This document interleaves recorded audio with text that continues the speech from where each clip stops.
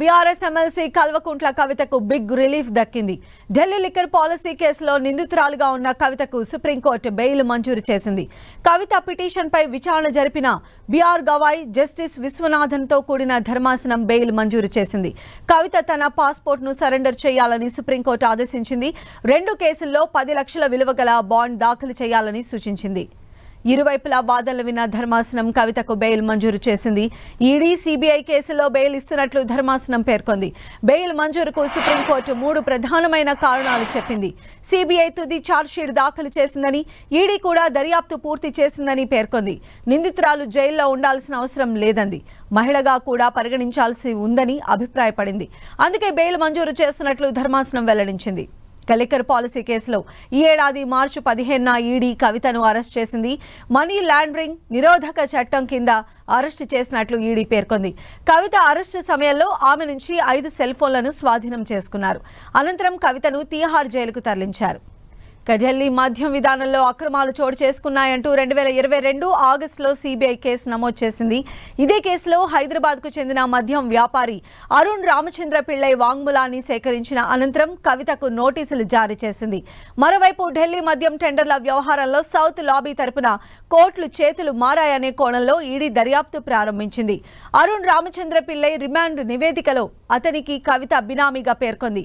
ఈ south group ద్వారా 100 కోట్ల ముడుపులు ఆప్నకు హవాలా మార్గంలో అందాయని అభియోగం మోపింది. గత ఏడాది మార్చిలో కవితకు నోటీస్ జారీ చేసి విచారించింది. ఆ తర్వాత మరోమారు కూడా సమన్లు జారీ చేసింది.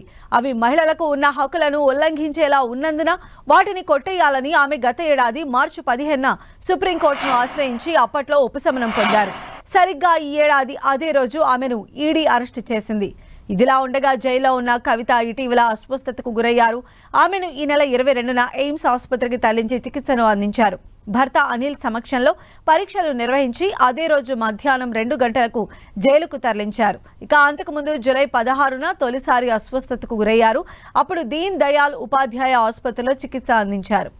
లిక్కర్ పాలసీ, ఈడీ, సీబీఐ కేసుల్లో ఢిల్లీ హైకోర్టు తీర్పును సవాల్ చేస్తూ కవిత సుప్రీంకోర్టును ఆశ్రయించారు. లిక్కర్ పాలసీ, ఈడీ, సీబీఐ కేసుల్లో జూలై 1న కవిత బెయిల్ పిటిషన్లను ఢిల్లీ హైకోర్టు తిరస్కరించింది. 5 నెలలుగా కవిత తీహార్ జైల్లోనే ఉంటున్నారు. అటు కవిత బెయిల్ను వ్యతిరేకిస్తూ సుప్రీంకోర్టులోనూ ఈడీ, సీబీఐ అఫిడవిట్లు దాఖలు చేశాయి. ఈ కేసులో కవితను కింగ్ పిన్ గా ఈడీ, సీబీఐ పేర్కొన్నాయి. కవితకు వ్యతిరేకంగా ఆధారాలు ఉన్నాయని దర్యాప్తు సంస్థలు పేర్కొన్నాయి. లిక్కర్ పాలసీ కేసులో కవితను ఈడీ మార్చి 15న అరెస్ట్ చేయగా సీబీఐ ఏప్రిల్ 11న అరెస్ట్ చేసింది.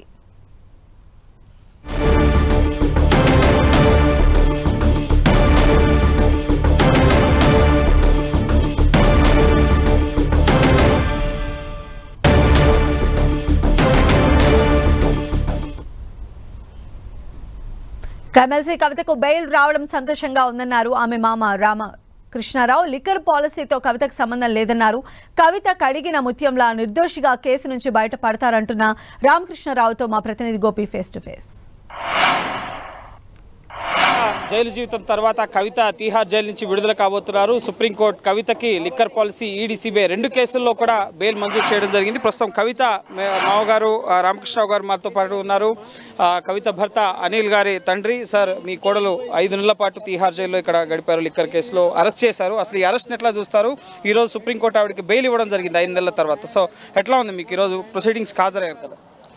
ఈ కేసులో కవితమ్మ గారిని ఇరికియడమే పెద్ద స్కామ్ కింద నేను చెప్తా. ఎటువంటి లిక్కర్ పాలసీకి కవిత గారికి ఎటువంటి సంబంధం లేదు. లిక్కర్ పాలసీ అనేది ప్రతి స్టేట్లో రాష్ట్ర ప్రభుత్వము క్యాబినెట్లో ఆమోదిస్తారు. అది అందరికీ తెలిసిన విషయమే. దాంట్లో మరి ఇక్కడ తన ఒక ఎమ్మెల్యే కాదు, ఇక్కడ ఏదైతే ఢిల్లీలో ఒక ఎంపీ కాదు, తన ప్రమేయం ఎట్లుంటుందో అర్థం కాదు. మరి అదేవిధంగా 2023 మార్చిలో తనకు సంబంధించి సమన్లు పంపి, నోటీసులు పంపి, మరి ఏదైతే పూర్తి స్టేట్మెంట్ తీసుకోవడము 4 రోజులు ఈడీ గారు కానీ మరి మళ్ళీ టైం తీసుకొని మళ్ళీ 3 రోజులు, సిబిఐ గారు మళ్ళీ 1 వారం రోజులు అనేక విధంగా ప్రశ్నలు వేసినా కానీ ఎక్కడ కూడా నా ప్రమేయం లేదు, నా తప్పు లేదు అన్న ఉద్దేశంతో చెప్పడం జరిగింది దృఢ నిశ్చయంతో. మరి ఈరోజు 5.5 నెలలు అయింది 170 రోజులు, సుమారు 165 రోజులైంది. అయినా తన బలంగా ఉంది, ధైర్యంగా ఉంది.